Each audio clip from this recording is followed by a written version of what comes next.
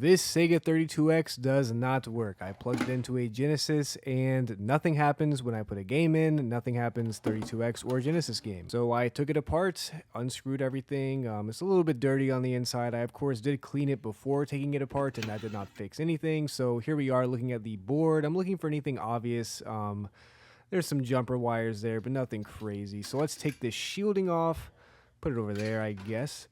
And let's take a closer look at some of the capacitors. At first glance, they all seem fine. None of them are bulging. There's no disgusting capacitor goop underneath any of them, so they seem fine. I'm not sure what the problem is at this point. I gotta check the chips, make sure there's no cold solder joints.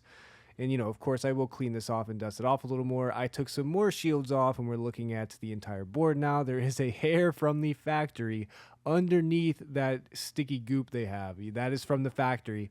Some 32X units got repaired at the factory because they were defected off the line, but I guess this is one of them. Anyway, let's look at the board. Again, I don't see anything immediately wrong with this, except for this right here. There is a little bit of damage on one trace. That's a pain to fix. That is smaller than the groove of my fingerprint, and to fix that I would need to solder a wire from one part to another.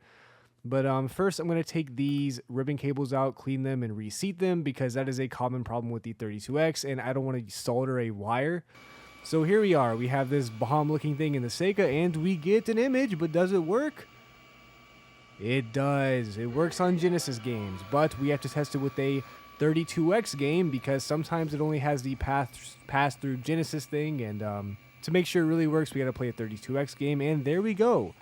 At least it looks like it. That's the Sega logo at least. And there it is, NBA Jam Tournament Edition. The 32X is fixed. We just had to clean it and fix it, I guess.